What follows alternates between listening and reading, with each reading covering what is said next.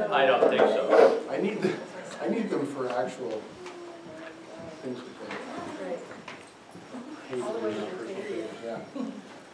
So, why don't we get started? All right. Then there are more people coming. There are people out and who will be drifting in. But I wanted to introduce. I think most of you know Tom Knipe and Robin Schwartz. Tom. What is your actual title? I'm Senior Planner and Tourism Coordinator for Tompkins County.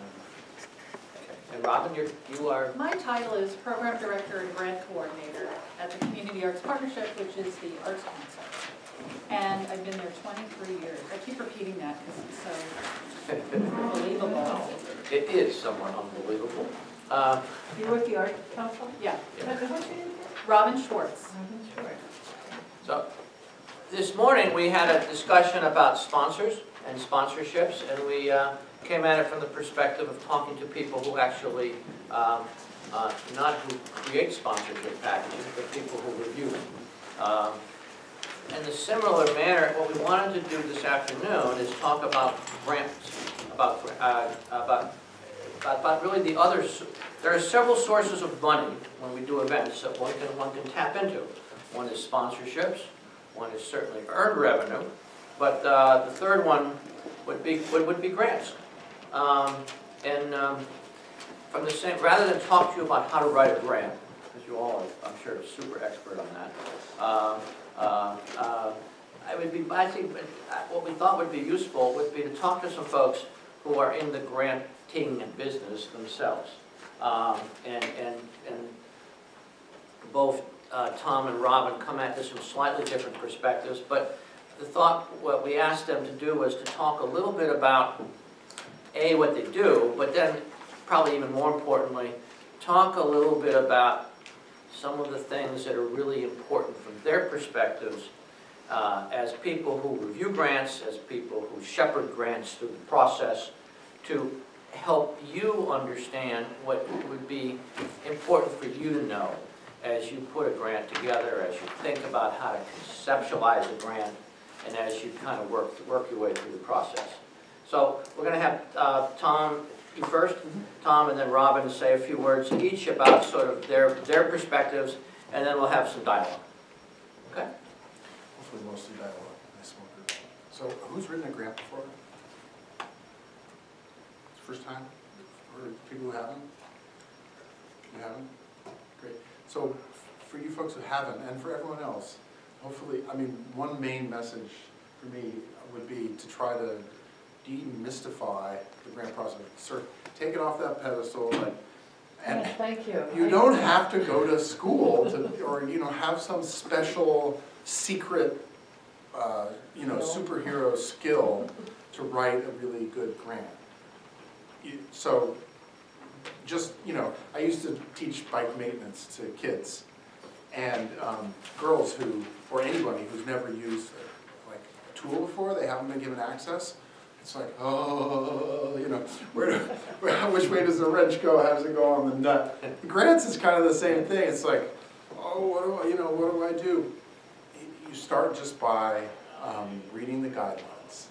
Every grant has a written document that says most of what you need to know about the funder, what their goals are, the steps, the timing, all of those details that you need to know. You just start with reading the guidelines. I put lots of time into thinking through the details of what should go in the guidelines to give my applicants best possible advice so that they feel like they have all the information, fully empowered to write a really good grant. So that you just start there. There's usually contact information involved. I don't know everyone here, so probably should say a little more about what I do, so you know how I'm coming at this. As a tourism coordinator for Tompkins County, we have 7 different competitive grant programs. Everything from small community celebrations grants for events that celebrate some aspect of local culture, heritage, that range in size from $500 to $2,000. Up to, as a program, although I directly oversee these, we contract out support for administering our tourism capital grant program, our arts and cultural organizational development grant program. You know, those are much larger dollars. You know, $25,000 to $100,000 grants on on projects ranging in size from, I don't know, multiply that by 4 to 10. So. We do a lot of different kinds of grants, and we're in the tourism business, so it has to align with tourism development. But each grant program is really unique in terms of its approach. So that's about a quarter or less of my job, is grant making, which means I don't have a lot of time. If you look at some of the foundations around town, they give out the same amount of money we do a year, and they've got a director, a grant officer, an administrator. So we have to keep it pretty lean, but we still provide support. And so that leads me to my second sort of thing to try to help you take away, and remember, and drive home. I don't make, as the grant officer, I don't make any of the decisions about who gets money. I am the gatekeeper, so I provide objective feedback.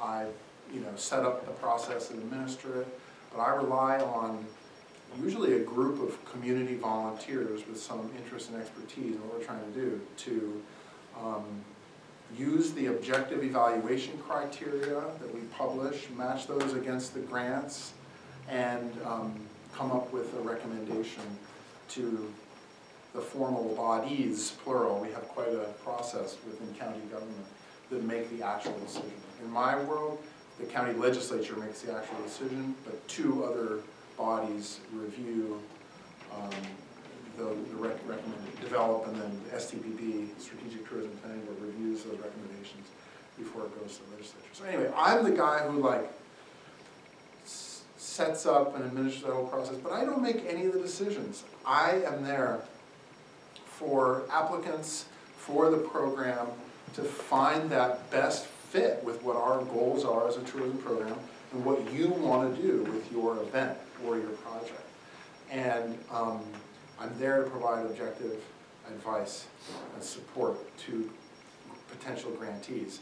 But and I say that at every grant workshop we do. We do 2 workshops a year, and we should make sure everybody here is invited. Many of you have been to the spiel about the tourism grants specifically. At all my workshops, I try to drive home, look, use me, and I would say out of this time we had, in this last round, we just finished the first phase of review of our major round. We had 45 applications in four different grant categories, and out of those, I would say 3. Maybe. Actually, no, probably more like half a dozen. You probably get more. Sent me, I say in the grant guidelines, if you want me to review a draft, I'm here for you. Send it to me 10 days before the deadline. Maybe half a dozen did that.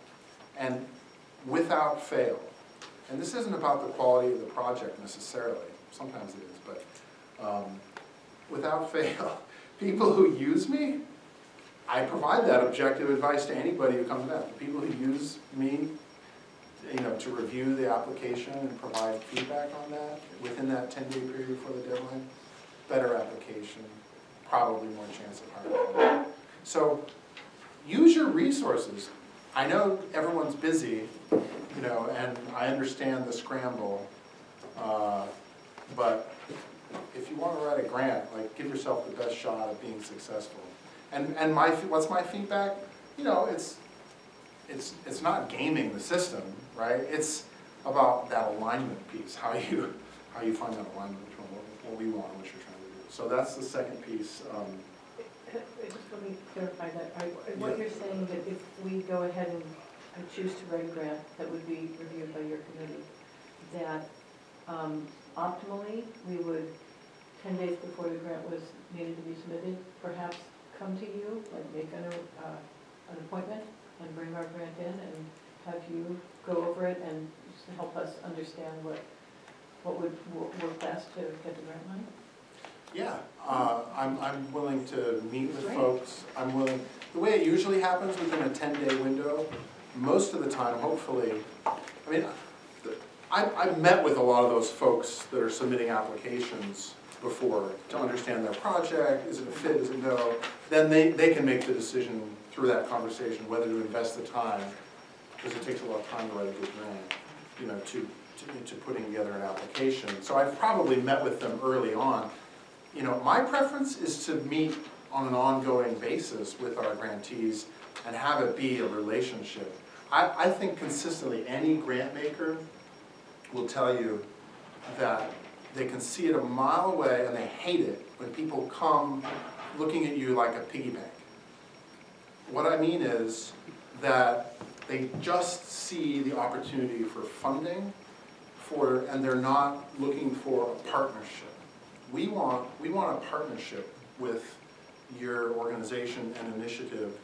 We want to understand like what the opportunity is, and we'll be honest with you about whether it's a good fit or not, so that you don't invest a lot of time, you know, into an application that has a low chance of success.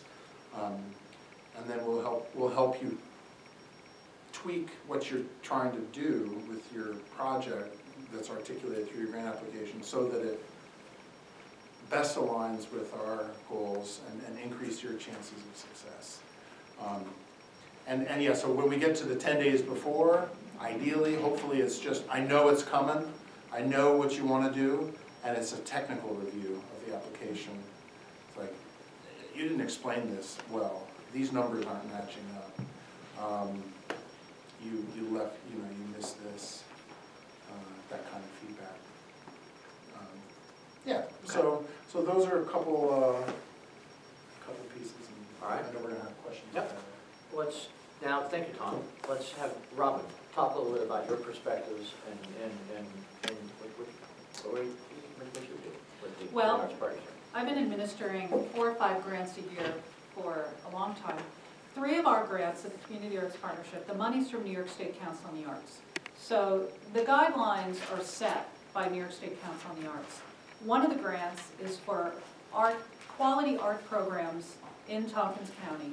Actually, this grant, is anyone not from Tompkins? Because these grants are in every county.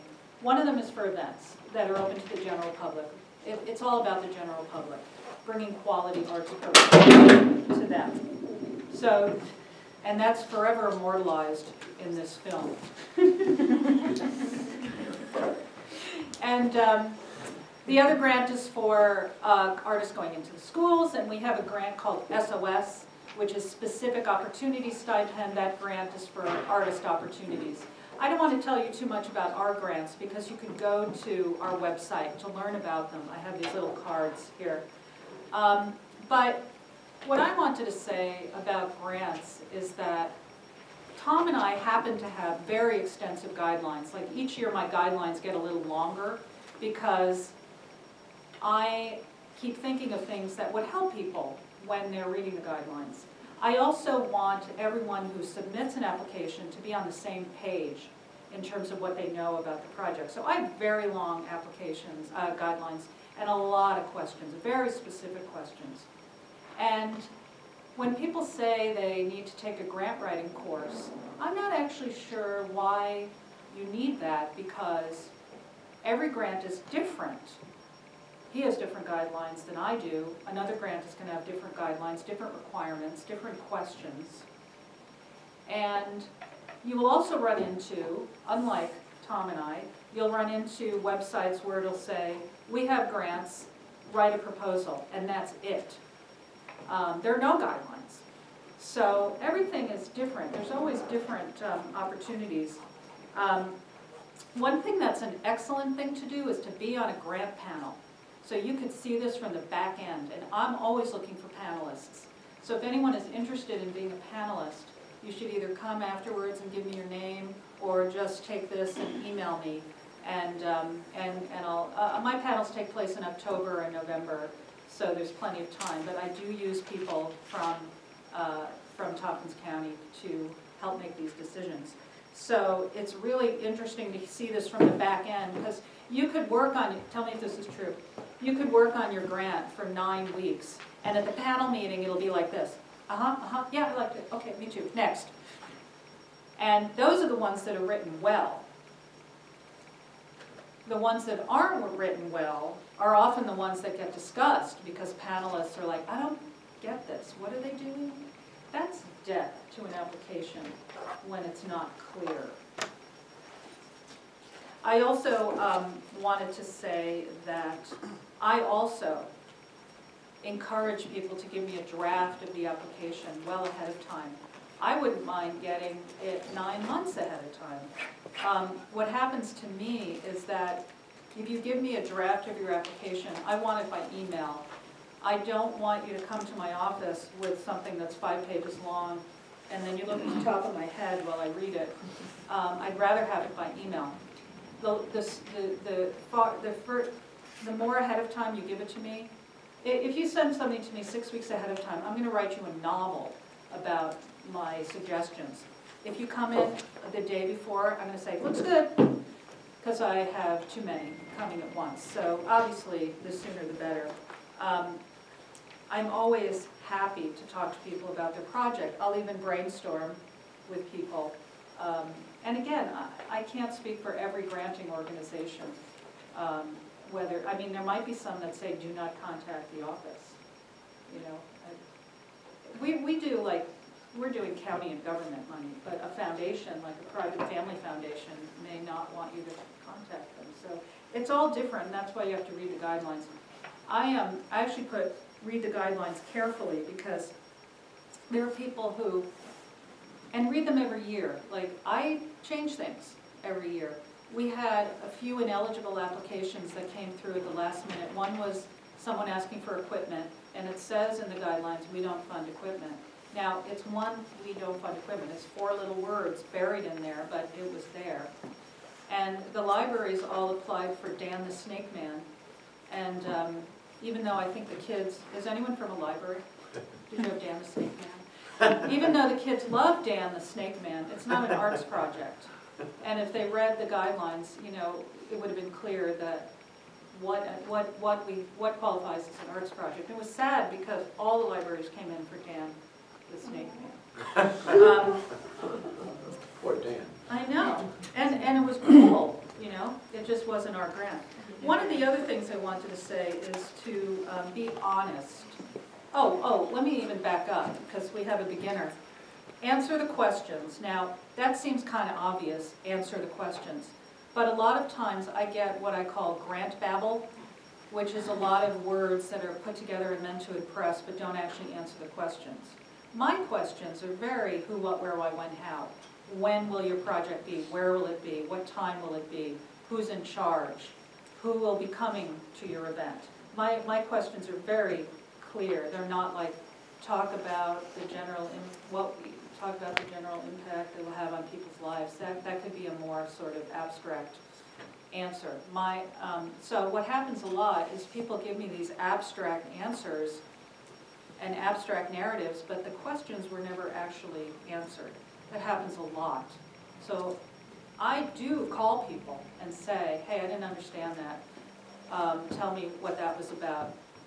At the decision-making panel, I will often have the answer to something that the writer left out. However, I don't always catch everything.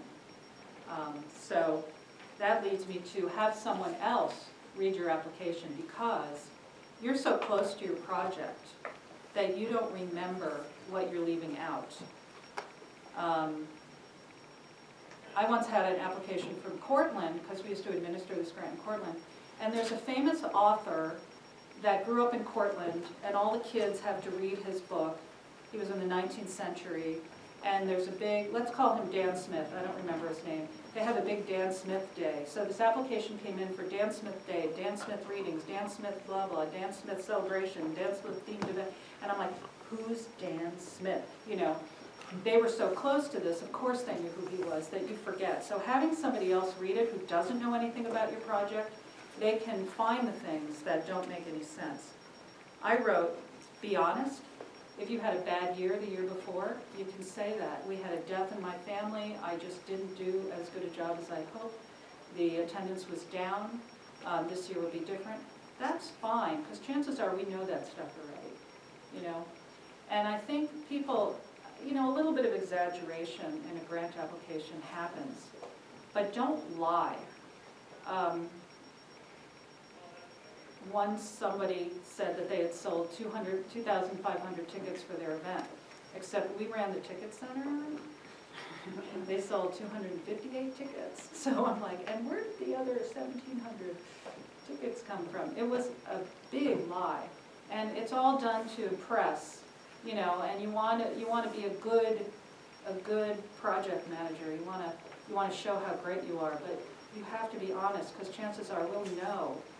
And you should have exact figures on your budget rather than ballparking. Because you'll see one person says they're going to have an ad in a paper and it's going to cost them $1,000, and another person has an accurate figure of $624.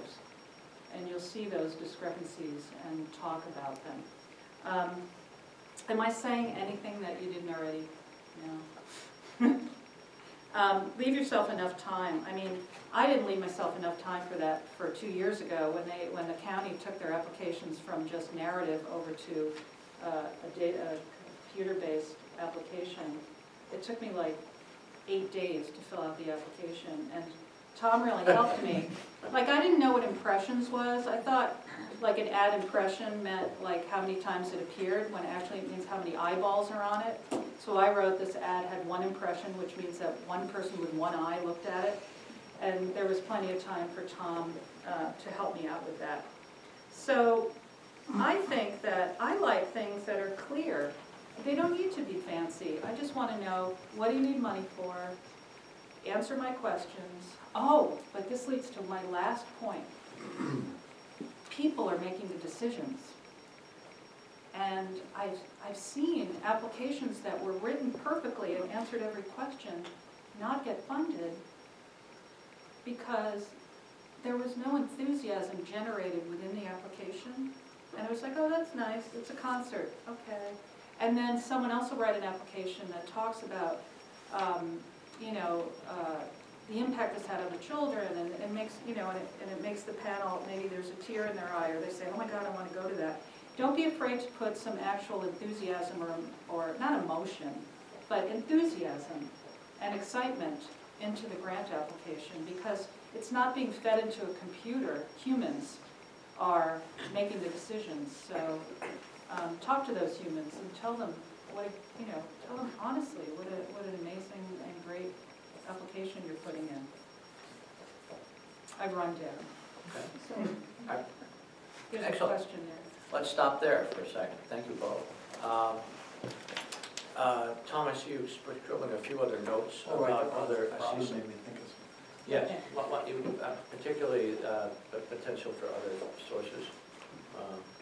Oh, yeah, you know, I'll bet some of you came here hoping to find out where you're gonna get, you know, some money. Yeah. So, you know, we're a pretty small community, and there's some sources that if you don't know